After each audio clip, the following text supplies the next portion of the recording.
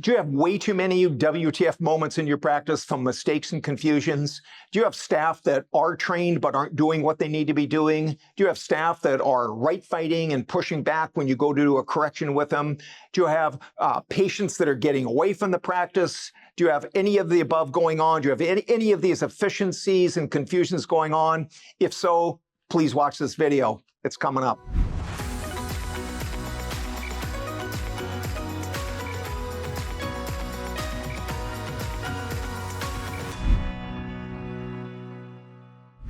Hey guys, Dr. Joel Parker here with the Standing Ovation Practice. Listen, I spent 17 years in the private practice trenches just like many of you, and I spent the last 20 years consulting thousands of practices of private practices just like yours that you're either running or you've just bought or you're about to buy. So stay tuned. Today we're going to be talking about, as part of the Diagnosis, Repair, and Tune-Up series, we're going to be talking about organizational basics. We're going to be talking here about how to set that team up so that it runs like a Super Bowl winning football team or a Stanley Cup winning hockey team. Here's the basics, everybody. How does it work? It works that you've got a group of people that are all put together in your practice that need to function and work smoothly together. You've got your team members over here, and what we've got are the clients and patients that enter in and get picked up by these specialized actions. So your CSR on the front desk is a specialized action. He or she needs to answer that phone. They need to book those appointments. They need to greet that client as if they're the only client that's coming in all day. They're right there for that client, and they need to guide them over here into the exam room where they get into the hands of another specialized team member. That's your exam room licensed vet techs or vet techs that are in there, plus the exam room DVM that goes, and what the exam room DVM does, they examine the patient, check the history, they come up with a tentative diagnosis, an assessment, and a plan. That's where they're soaping. It then goes down to another specialized person that works out what the costs are going to be, and that team member needs to get the agreement of the client. They've got to be really, really an effective communicator so they can handle any objections. Once the client agrees to it, then the clients and patients move on to the next team members. They go through those swing doors into the back for radiology, diagnosis, surgery, medicine, that whole team. After that, they come out here to a very, very important team, and that's the quality control checks to make sure that the patient isn't leaving your practice with a catheter still in or a bandage that's off or soiled or whatever may have you. And once they've done that, then they come out here, they pay their bill, and if you've created that above and beyond expected experience as part of your standing ovation practice, if you've really done that, and speed and efficiency and fun is important. If you've done that, then they're going to give you a nice review, and they're going to refer a friend or neighbor that comes in here as this next particle, this next client or patient. Now, if you look at this, this is not unlike with these specialized actions, a basketball court, a football field, a hockey rink, etc., where we've got these kind of flows going on and then out of the practice. This here is all bound by a common mission, right? The reason why you're all showing up together and work together as a team. So we've got our specialized actions, we've got our common mission, and if people are trained and if they're willing, okay, you can have a highly trained person, but they're not so willing.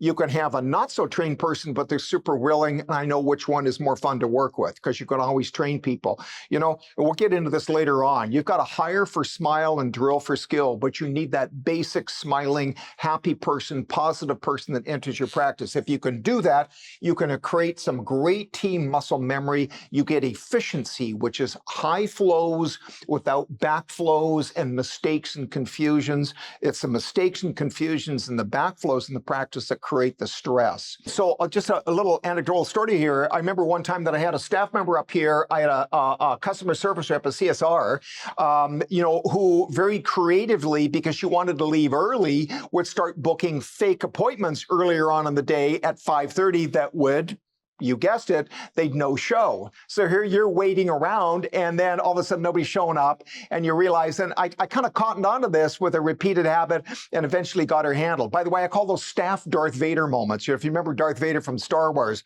super intelligent, high IQ guy, but way over the wrong side of the moral line, right? Okay, and you'll get some staff members like that.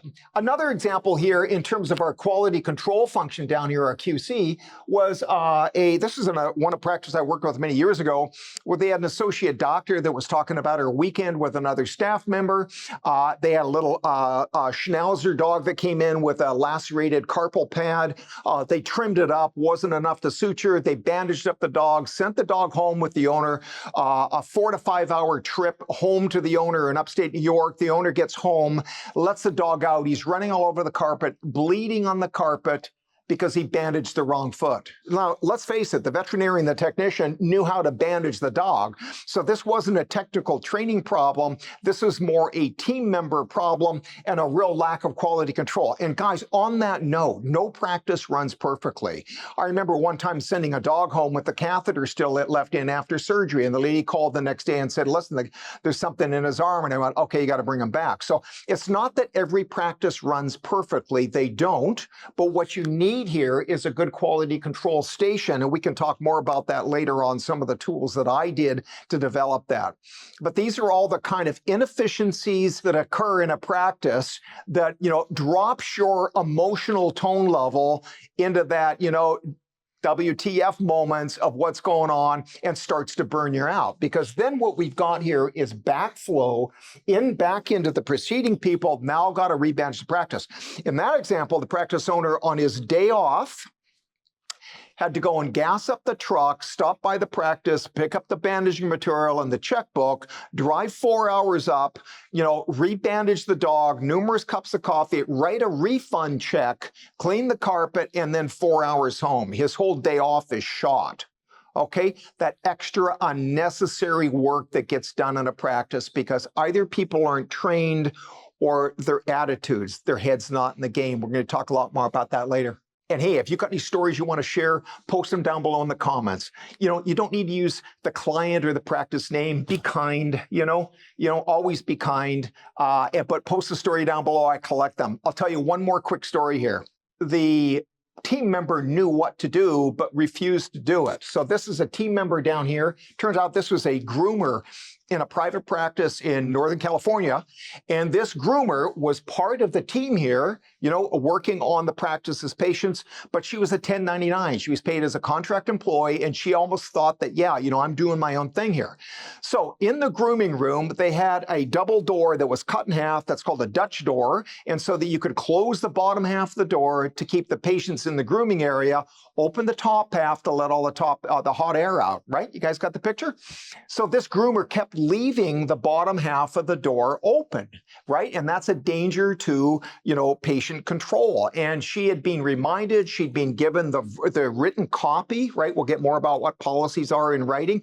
She'd been given that, she'd been corrected a bunch of times on that, and she kept leaving it open. So here's the example. So one day she's got this chocolate lab in the tub, he's soaking wet. She turns her back to get her phone or something. He jumps out of the tub soaking wet, he books it around the corner, hits the screen door, gets up in the front waiting area, and just as clients are coming in that front door, he scooches out the front door into oncoming traffic. Wild, hey? Here's where it gets crazier.